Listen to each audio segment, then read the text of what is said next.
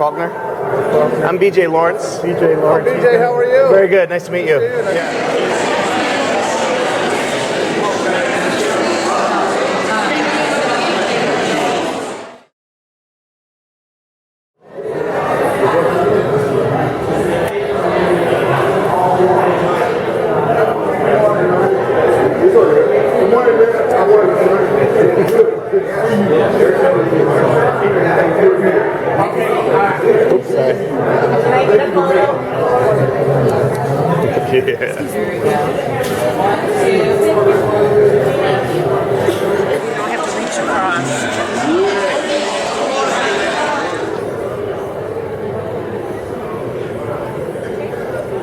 There you go.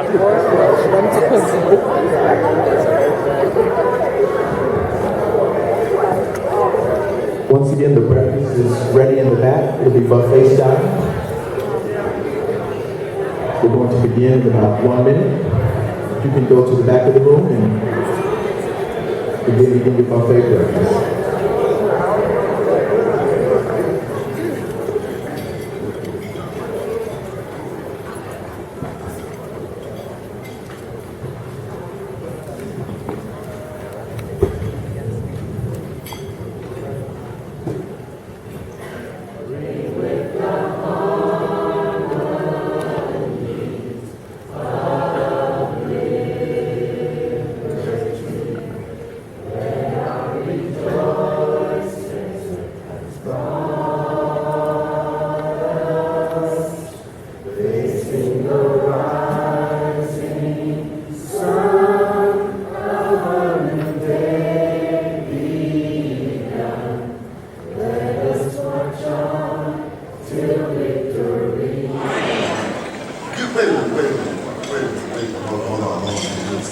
Got kind of quiet and I just heard a little module. Good morning! Good morning! We are so happy that you're here.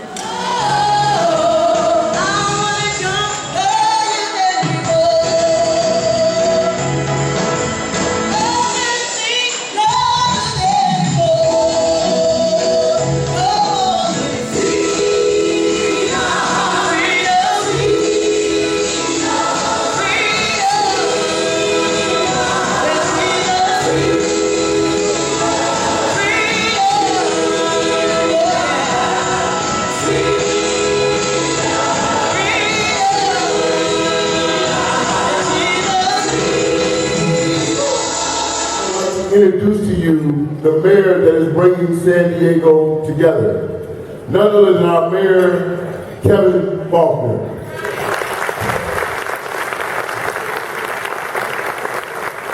Opportunities and others, we get that same opportunity. It's something that I'm excited about, and it's something that I say to all of you again. Thank you for everything that you are doing as humanity, as pastor. God bless each and every one of you. You're the fabric of our community. You have a mayor that stands with you 100%. Ladies and gentlemen, good morning, and God bless you all. Thank you very much. Lawrence, a retired Methodist clergyman who ministered is complete by a commitment to social justice, organized and has served as the first chair of the San Diego Affordable Housing Coalition. He is an active member of the Accord, a community coalition for responsible development. And Richard leads negotiation on the housing components in the first community benefits agreement ever in San Diego between the Accord and JMI. He serves as an adjunct faculty at Springfield College, San Diego campus, and the Western Institute for Social Research in Berkeley. Mr. Lawrence graduated from Albion College in Michigan with a BA and a Michigan secondary teaching certificate in English, German, and social studies. He has a master's degree in social ethics from the University of Chicago and completed the postgraduate program for management development at the Harvard Business School. Mr. Lawrence was active in the civil rights movement and took an interracial group of students from Chicago to participate in the Selma to Montgomery March. He has contributed leadership to the dozens of community organizations, including chair of the negotiation of Operation Breadbasket Push, the Inglewood Action Committee, the Cummings Engine Foundation Minority Community Development Program, the Greater Lawrence MA Community Foundation, and the Interreligious Foundation for Community Organizations, the Chicago and National Black United Fund. Richard was defeated in a run for alderman in Chicago in 1972, was elected in 1994 and 96 to the Lawrence City Council, then lost a run for mayor in 1997. I never heard anyone put when they lost something in their life. If for no other reason, that is truly unique. More so, Reverend Lawrence was with Dr. King on the steps of the bank in Chicago over 50 years ago. Him and Dr. King standing together, burning their bank books for economic freedom. More so, he was there, he marched from Montgomery to Selma. More so, he's been on the front line ever since for civil rights in America and in our community. The chairman of the board, Pastor Dorsey.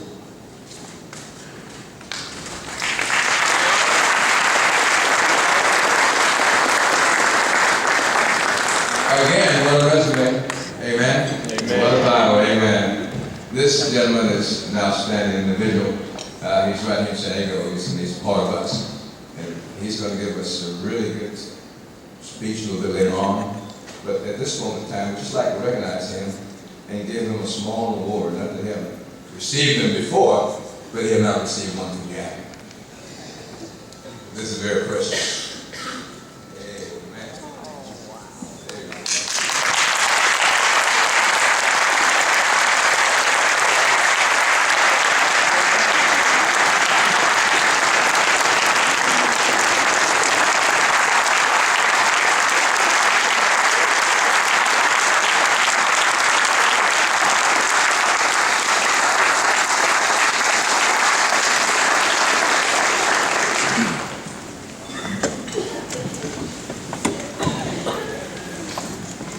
I've got a lot to say later. And all I want to say now is that I have been blessed to be in the right place at the right time to do the right thing for a God who leads my life.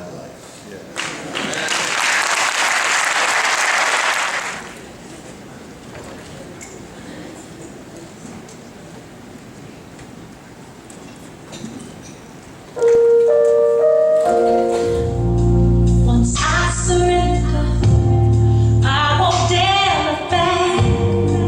'Cause if I do, I'll get off track. Move ahead in faith and patiently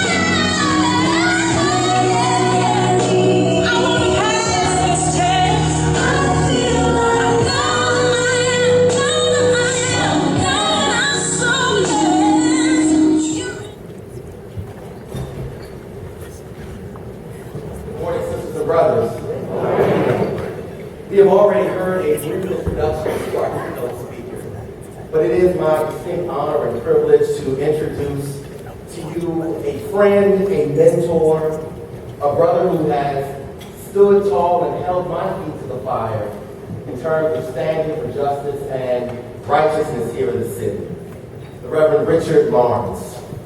Reverend Lawrence has been a member of our church for a number of years.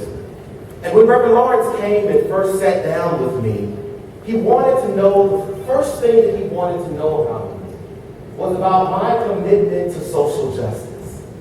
He wanted to know if I would be willing to stand with him, to do as he says, to pray with my feet, just not with my voice. To give witness to what God's work is in the world, and God's calling of us to be contributors to that work so that justice and righteousness might be achieved for all people. I told him that I was committed. And he said, well, I'll think about joining your church. Reverend Lawrence has changed the way in which we think about justice at Christian Fellowship Congregational Church. We are honored and fortunate to have him as a member, and I am honored and fortunate to have him as a mentor and as a brother. So without any more conversation and dialogue about this great man, I want you to hear from him, to learn from him, and to discover how we might, as the city of San Diego, in all of its created beauty, do the work that God is calling us to do. Amen? Amen. Brother Lawrence.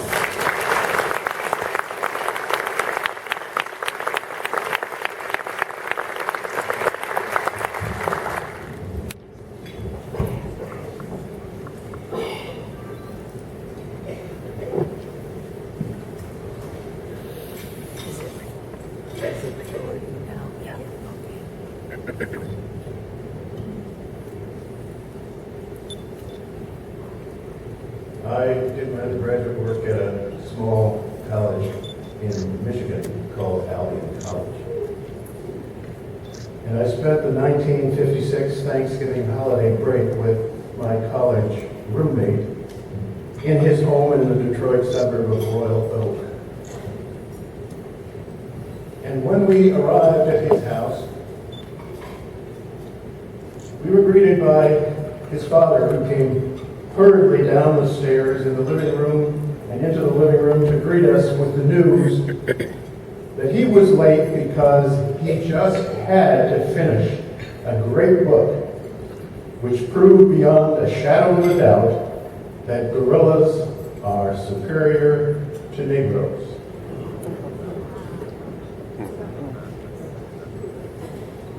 I stood dumbfounded and silent. And so did my roommate, who then proceeded to introduce me to his dad, whose hand I shook without saying a word. How come? Why was I silent? Because I had not met Dr. King yet, and had not yet worked my way through the civil rights movement, and because I had not yet lived through the era of Black power, Black pride, Black consciousness, and did not know that I was free, Black, and beautiful, proud to be who I am. Amen.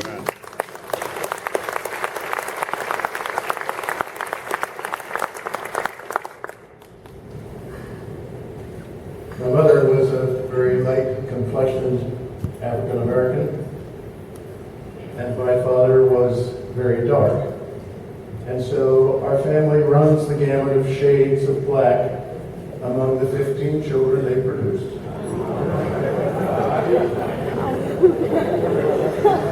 Yes, I said 15. I'm grateful she didn't decide to stop at 9, as I am number 10.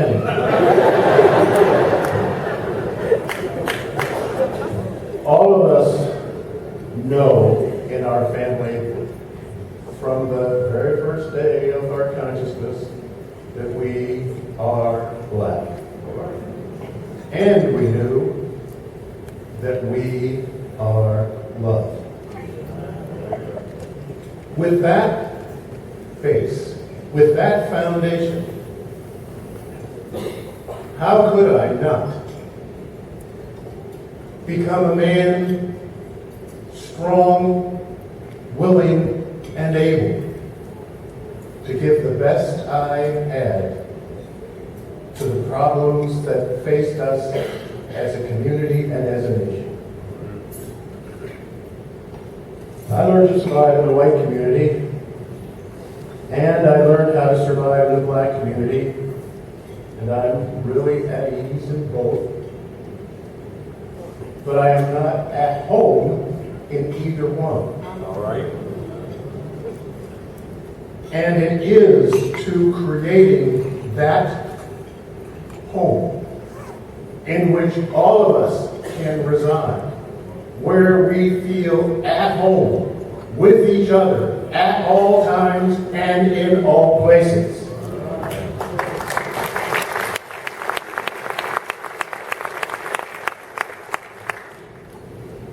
I had invested a great deal in being accepted by whites, so I rarely said a mumbling word and took the pain inside and kept it to myself. But along came the freedom movement, and after Dr. King's assassination, the Black Power movement and Black consciousness. And I learned to stand up for who I am and what I believe.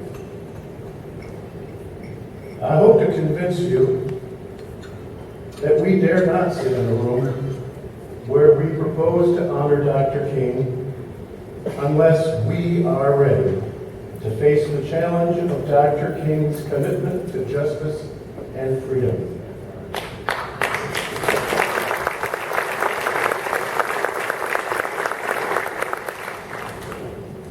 To commit ourselves to work for justice. Dr. King, you cannot talk about Dr. King unless you talk about economic justice and nonviolence. So let me take the easy one first. You want to guess which one that is? Economic justice. I've not forgotten Occupy, nor I have forgotten our history as a nation of labor strikes, nor have I forgotten the boycotts of grapes, lettuce, so important to California and so important to the support of the farm workers. And I have not forgotten our battles here in San Diego to establish a living wage and health care benefits for all workers.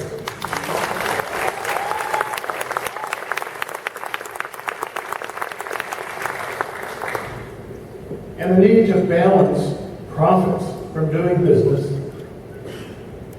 with economic justice, with a desire to do good business, to bring a deeper understanding to the beginnings talks about community benefits.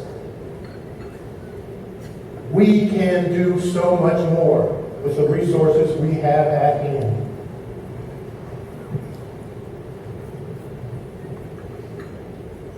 But we need to be shaken up. So I'm glad Bernie Sanders is running for president myself. That shouldn't surprise you. And that he might win Iowa. Because the more successful his campaign, the more likely it is that we might finally have a serious discussion in this nation about our economic system.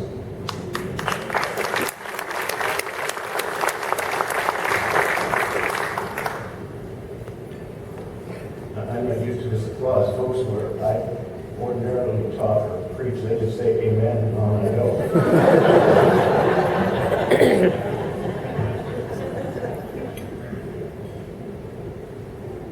It's really disgusting that if you say socialism as an option to capitalism, you are cast as a really radical and probably communist.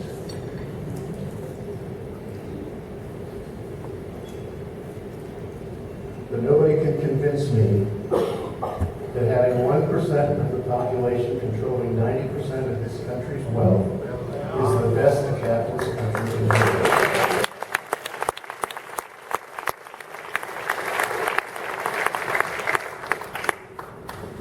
Especially when that country is committed to democracy. I think democracy, as I understand it, requires more of us than that picture represents.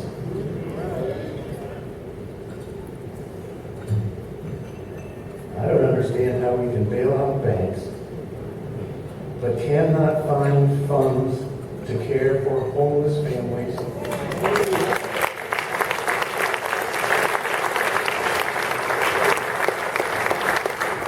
Even when those families are led by a veteran who has suffered to save our country.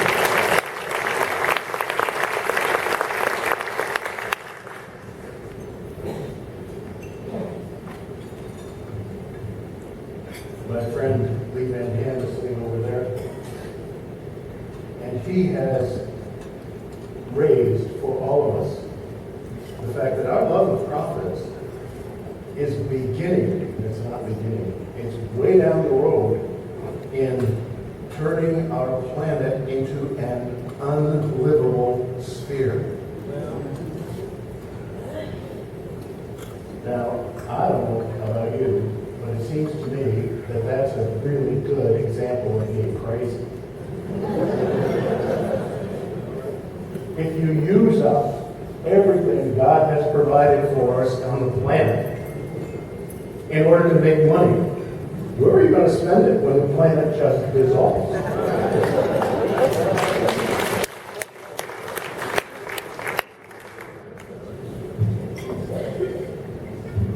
The base ladder, the base rung on the ladder of justice is distributive justice. And we teach our kids often to exercise distributive justice. If they have friends over and there's a bag of candy and you say, we want you to share this with your friends, they typically will go, here's one for you, and one for you, and one for you, and one for you.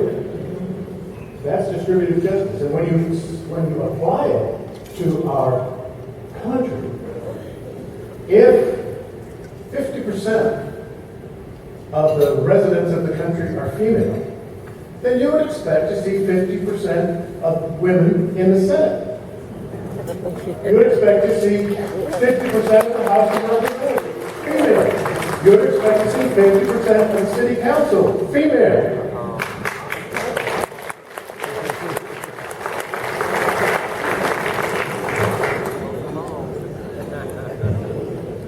If nearly 40% of our community is Latino, you'd expect to see 40% of the police officers Latino.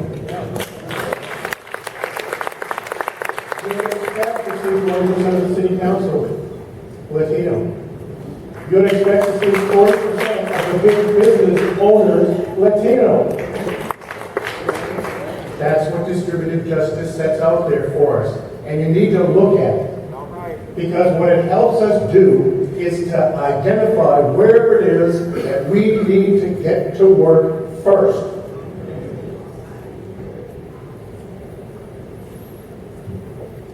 And just in case there's been a day or two when we've been less than fair, what in the world could I be thinking?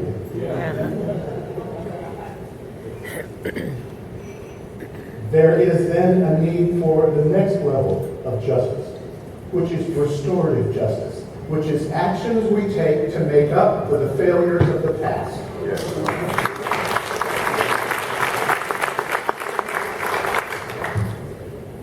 Now, turn on those folks who are pushing restorative justice and say, well, I didn't do it. No, you didn't. But if you don't make up for it, there will be no cure.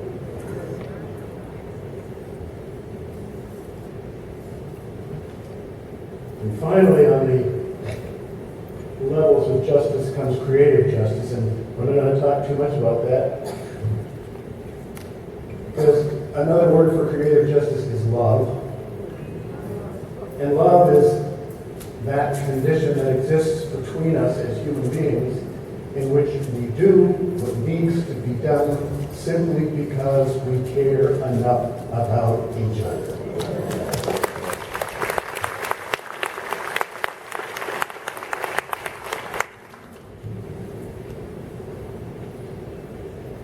Okay, let's tackle the tough one. Nonviolence.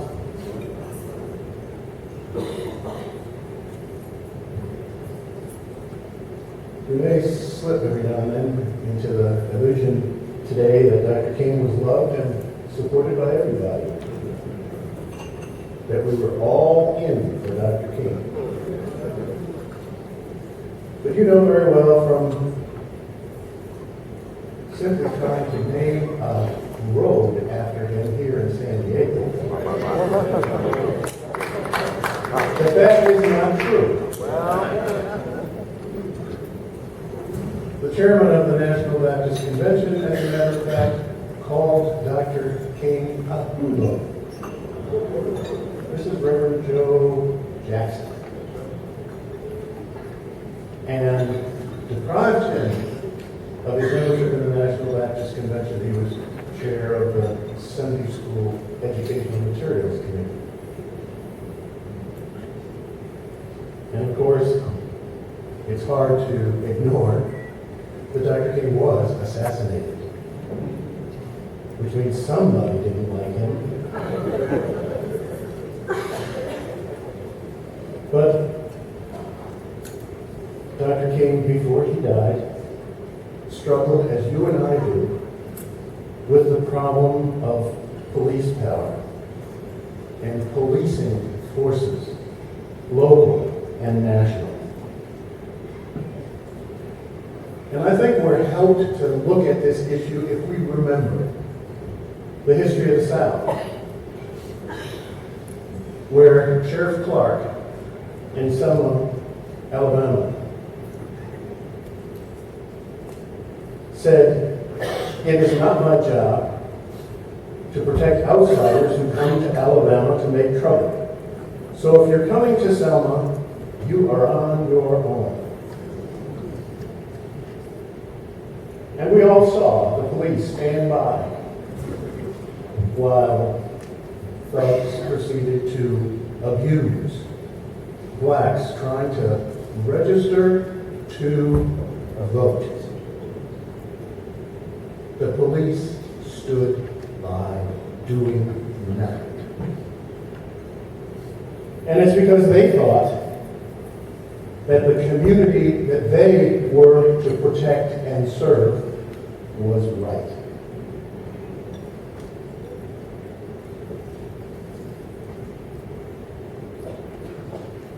They thought demonstrators were less than human. And I think that is a fatal flaw. And I mean exactly what I said. It is a fatal flaw.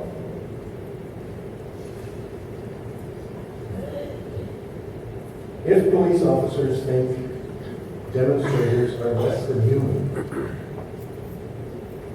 they tend to think then they have the right to do anything that they think is needed to address whatever problem the demonstrators are presenting. And in the South, they did. And in the North, they are doing it. All right. Police officers are to restrain and retain so the court can deliberate and make a thoughtful judgment and deliver punishment if the offender is found guilty. Thank you. death sentences nor any other punishment should be delivered on the street at the hands of arresting officers. Black Lives Matter is a reminder to us that all lives matter.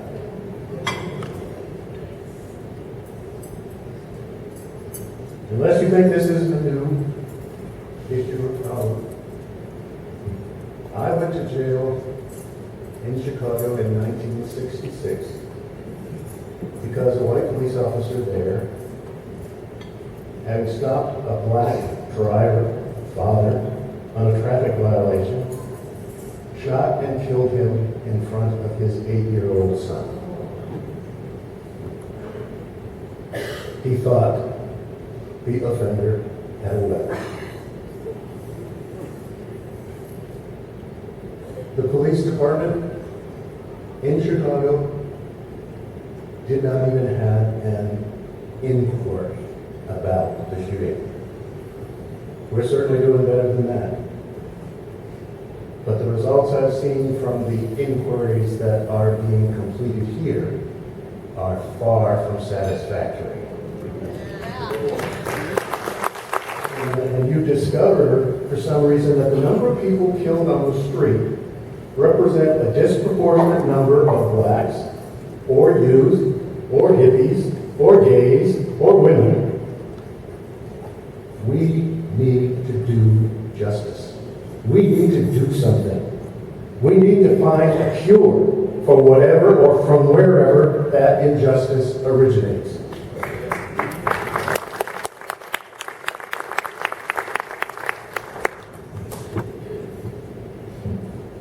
Police officers, my nephew who's sitting over there, I don't know how comfortably is a police officer.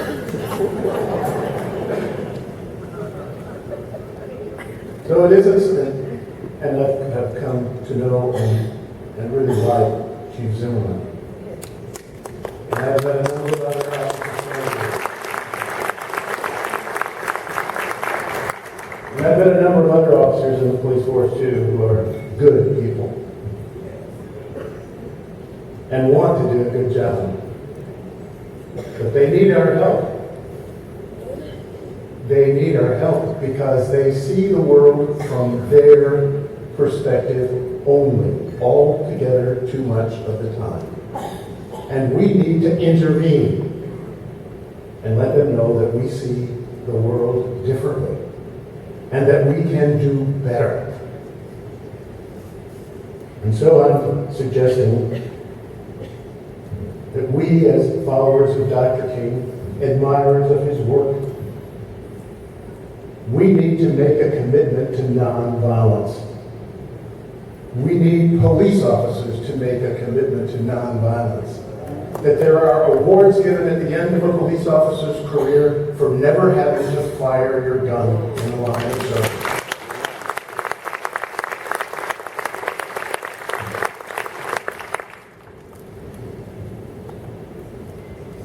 We have a tough problem nationally with policing power, as every one of us is clearly aware. We used to think that when we had an enemy, we could build a bomb, and if it was big enough and loud enough, we could put an end to the trouble. But we know better than that today, because the enemy we face today sneaks up on us. On unsuspecting victims across the globe, and shoots people in a church in Charleston, South Carolina, or in a social service agency in San Bernardino, or bombs and guns down uninvolved people in the cafes in France, or crashes airlines into workers in the World Trade Center in New York City. This is a different war. And I am ashamed when one of those terrorist bombers is an American. And I cannot help but think that somehow the central message there is that we have failed, that I have failed, that an injustice has been done, and that we need to find out how to fix it, no matter where in the world it occurred.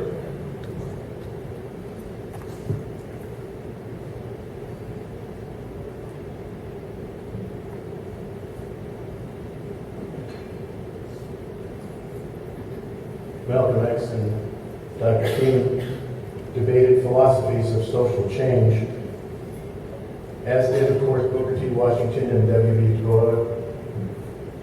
And at the heart of the matter is the issue of love and power. And there are those of us who think that love is in one basket over here and power is in another basket over there, and they have no relationship to each other. Well, Dr. King finally clarified for me the relationship between the two when he said, we have to get this right.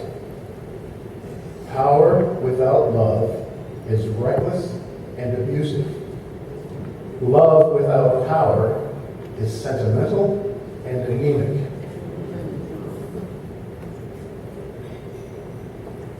So there they are. Love, power, justice.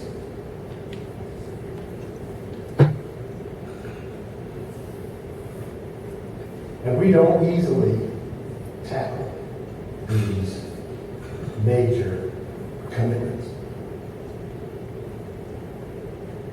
And as I sat and listened to the program this morning, I know that there are many of us sitting here who are worthy of being in my shoes and helping to celebrate Dr. King's challenge to overcome chaos by creating a community built on economic justice and nonviolence. And I'm hoping that right now you will look at the people at your table and that you will tap one of them on the shoulder and that you will nominate them by so doing, and that they will stand up. And that they will constitute the army of which we can become a part.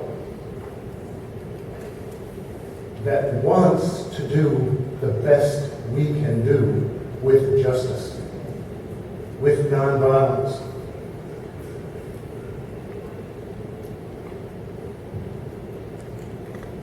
Who's got the courage?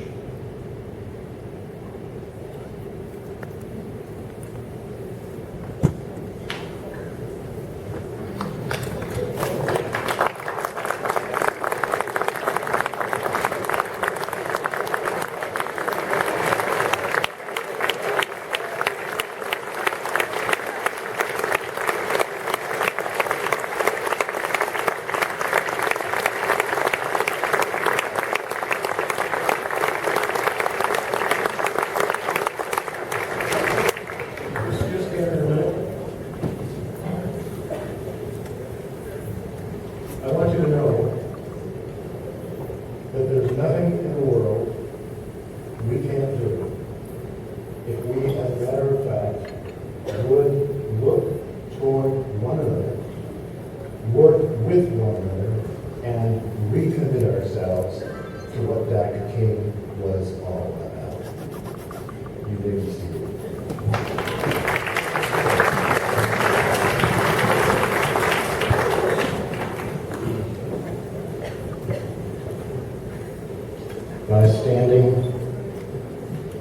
By standing up.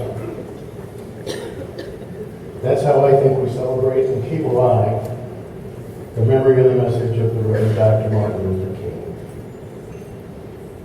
By being willing to stand tall and march to protect our freedoms. Dr. King authored a letter in the Birmingham jail which has this paragraph with which I would like to end. have said anything in this letter that overstates the truth and indicates an unreasonable patience, I beg you to forgive me. If I have said anything that understates the truth and indicates my having a patience that allows me to settle for anything less than justice, I beg God to forgive me. Amen.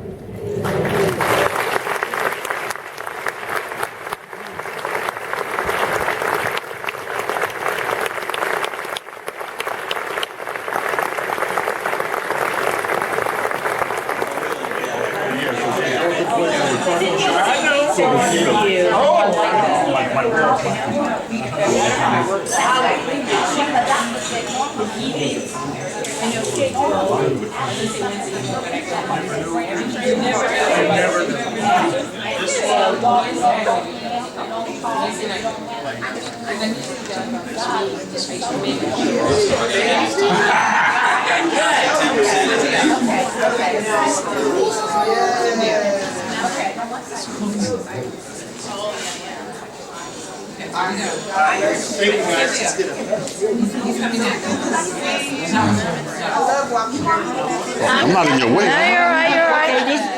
I'm zooming right in. I don't want to. My shoulder be in the camera. You're fine.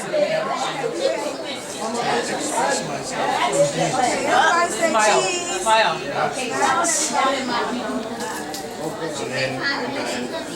As you look right here, 1, 2, 3, cheese. Very good. All right, now here. Over there. Okay. Oh, that's beautiful. That's a money picture right there. One more time, just to make sure. Beautiful. Thank you guys so much. Thanks again, guys. Now we got it. Now. Okay. Typically videos for action. There's a lot of action you can say without a lot of movement. Take the movie Unbreakable, for example. Boy. You mean the sedative? You seen that movie? Your kid? These are my niece and nephew. Okay. Yep, and this is my brother's kids.